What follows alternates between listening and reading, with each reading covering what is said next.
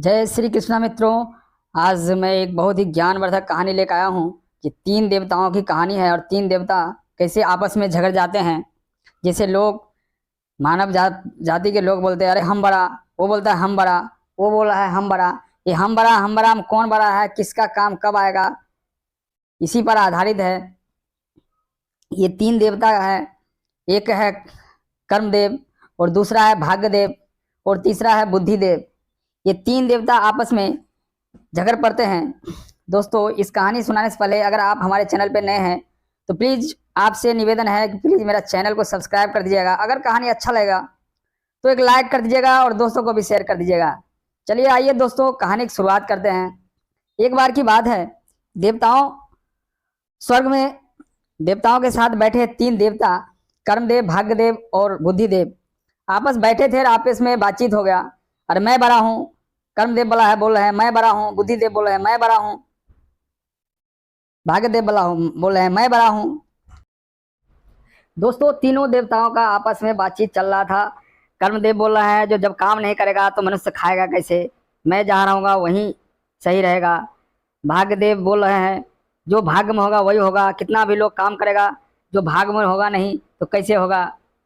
बुद्धिदेव बोल रहे हैं जो मनुष्य को कितना भी धन दौलत हो जाए, कितना भी हो, जब तक उसको बुद्धि नहीं होगा तब कैसे हो जाएगा, वो आगे कैसे बढ़ेगा। यही सिलसिला चल रहा था, तीनों आपस में बातचीत कर रहे थे। इसी समय उधर से नारद जी आ गए और तीनों देव ने नारद जी से ये अपनी आप बीती सुनाई। जो बताइए नारद जी, जो हम कर्मदेव बड़े हैं कि ये बुद्धिदेव बड़े हैं कि ये भाग्यदेव बड़े हैं। तीनों आदमी की बात सुनकर, तीनों देवताओं की बात सुनकर नारद जी समझ गए ये लोग आपस में भ्रमित हैं।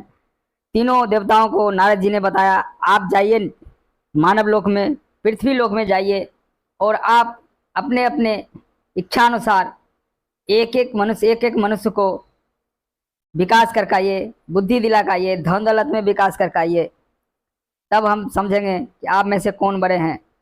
नारद जी का बात सुनकर के तीनों देवता निकल पड़े पृथ्वी लोक की तरफ।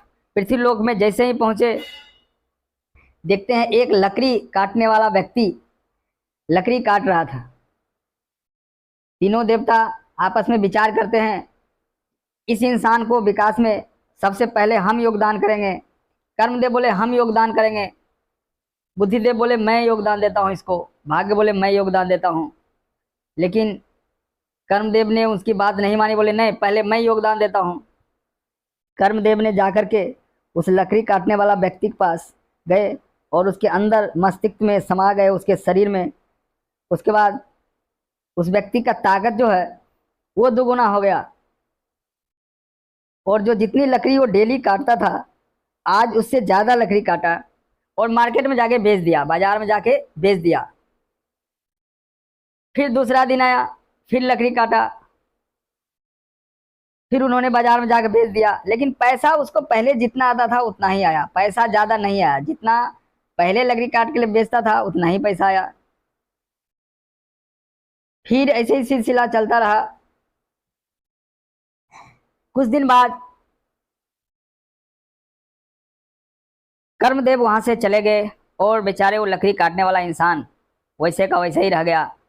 अब बारी था भाग्यदेव का और अब उस इंसान लकड़ी वाले इंसान के पास भाग्यदेव आए और उसके अंदर समा गए और उस आदमी को जंगल जाता और डेली लकड़ी काट के बेचता और डेली पैसा लाता। लेकिन जितना लकड़ी काटता उसके हिसाब से उसके पास पैसा नहीं हो पाता। ये देख करके भाग्यदेव ने वो एक बोला ऐसे तो इसका विकास होगा नहीं, हम एक काम करते हैं इसको सोना चांदी का खजाना ही दे देते हैं। वो जंगल में घूम रहा था, घूमते घूमते जंगल लकड़ी काटने जाता ही है। दोस्तों, उस लकड़ी काटने वाले ने जंगल में घूम रहा था लकड़ी काटने के लिए। इसी दरमियान उसको एक छोटा सा थैला दिखाई देता है और जब वह थैले के पास जाता है तो देखता है कि इसमें कुछ सोने और चांदी भरे पड़े हैं और उसको लेकर के बहुत खुश हो जाता है। ये तो भाग्यदेव का करामात था। बहुत खुश होने के बाद वो लकड़ी काटना छोड़ देता है और चला जाता है घर। कुछ ही दिनों में उस सोने चांदी को बेच करके वो एक बड़ा आदमी बन जाता है, ऐशो आराम की ज़िंदगी काटने लगता है और ये लकड़ी काटने का सब कुछ भूल जाता है और ऐशो आराम का ज़िंदगी जीने लगता है। दारू शराब एकदम काम नहीं करता है, एकदम अय्याश करने लगता है। इसके चलते उसकी धन दौलत जो थी वो धीरे धीरे कम होने लगा। एक बार तो बढ़ गया, लेकिन अब वो धीरे धीरे कम हो रहा था। कम होते होते इतना कम हो गया कि अब उसको खाने पर आफत हो गए। और वो सोचा अब क्या होगा। फिर उसको अपने पुराने दिन याद आ गया, अरे यार मैं तो लकड़ी काट के बेच रहा था, वहाँ से पैसा आ रहा था। फिर वो बेचारे फिर वही कुल्हाड़ी वही जंगल में फिर पहुँच गया।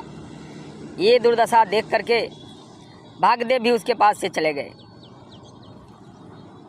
अब बारी था बुद्धिदेव का। बुद्धिदेव बोले तुम दोनों तो आ गए, उसको मनुष्य को विकास नहीं कर पाए, अपनी अपनी ताकत लगा दी, अब मैं जा रहा हूँ उसके पास। दोस्तों अब बुद्धिदेव गए। वो लकड़ी काटने वाला इंसान वो जंगल में घूम रहा था, लकड़ी की तलाश में था। इसी बीच बुद्धिदेव जाते हैं और उसके मस्तिष्क में समा जाते हैं। बुद्धिदेव समाने के बाद वो आदमी लकड़ी काटता है और लकड़ी काट के जितना पहले काटता था वो अपने इच्छा अनुसार जितना उठा सकता था, जितना उसका शक्ति था, वो काट के ले गया बाज़ार में। और अब वो वहाँ पे ले गया जहाँ लकड़ी के ज़्यादा कीमत मिलता था, क्योंकि उसके मस्तिष्क में तो बुद्धि बैठे थे। वो जहाँ ज़्यादा कीमत मिलता था वहाँ ले गया और वहाँ ले जाने के बाद उसको लकड़ी को बेच दिया। बेचने के बाद जो पैसा मिला, आज कुछ दूसरे दिन से ज़्यादा ही पैसा मिला था उसको, तो उसने उससे एक और कुल्हाड़ी खरीद लिया। पहले से तो एक कुल्हाड़ी था, अभी और एक कुल्हाड़ी खरीद लिया। दो कुल्हाड़ी दोनों में धार लगा के फिर अगले दिन जंगल में गया। जंगल में जाने के बाद और लकड़ी काटा। एक कुल्हाड़ी का धार थोड़ा कमज़ोर हो गया तो दूसरा कुल्हाड़ी से लकड़ी काटा और फिर ले गए वही बाज़ार में जहाँ ज़्यादा कीमत मिलता था, वहाँ लेके फिर बेच दिया। और अब अगले दिन से भी कुछ ज़्यादा पैसा मिल गया उसको। यही सिलसिला चल रहा। फिर गया लकड़ी काटा और फिर बेच दिया, अब उससे भी थोड़ा ज़्यादा पैसा मिल गया। अब उसने एक आदमी भी रख लिया और उससे भी लकड़ी कटवाया और ख़ुद भी लकड़ी काटा। अब दो आदमी मिलकर के लकड़ी काटा, फिर बाज़ार में बेचा और उससे ज़्यादा पैसा मिल गया। ऐसे करते करते समय बीतता गया और वो सुखी संपन्न जीवन जीने लगा और मेहनत करता और सुखी और पैसे कमाता और सुखी संपन्न अपने परिवार के साथ जीने लगा। और ये सब देख करके जब वो आदमी का विकास होने लगा और विकास हो गया तो बुद्धिदेव बहुत खुश हो गए और बोले जो मैं ज़रूर बुद्धि में आदमी को सबसे बड़ा होना चाहिए मनुष्य में। और अब वो उसके मस्तिष्क से निकल के चले गए जहाँ कर्मदेव भाग्यदेव थे, वहाँ पे गए और दोनों देवताओं को बताए, देखो तुम कर्म करके भी थक गए, वो आदमी को विकास नहीं हो पाया, ये भाग्य दे के भी, सोना चांदी दे के भी थक गया, फिर भी वो आदमी का विकास नहीं हुआ, और मैं गया उस आदमी का विकास करके आ गया। इसलिए बुद्धि आदमी को होना बहुत ज़रूरी है। अगर बुद्धि है मनुष्य में तो उसके पास भाग्य और कर्म दोनों को आना पड़ेगा। जिस इंसान के अंदर बुद्धि है, विवेक है, उसके अंदर कर्म और भाग्य दोनों को आना पड़ेगा। दोस्तों ये कहानी कैसी लगी आप ज़रूर बताइएगा कमेंट्स करके। ये छोटी सी कहानी थी। अगर कहानी अच्छा लगा हो तो लाइक कर दीजिएगा, दोस्तों को भी शेयर कर दीजिएगा। अगर आप हमारे चैनल पे हैं तो आप प्लीज़ चैनल को सब्सक्राइब कर दीजिए, यही निवेदन है आपसे। फिर मिलते हैं एक नई जगह नई वीडियो के साथ।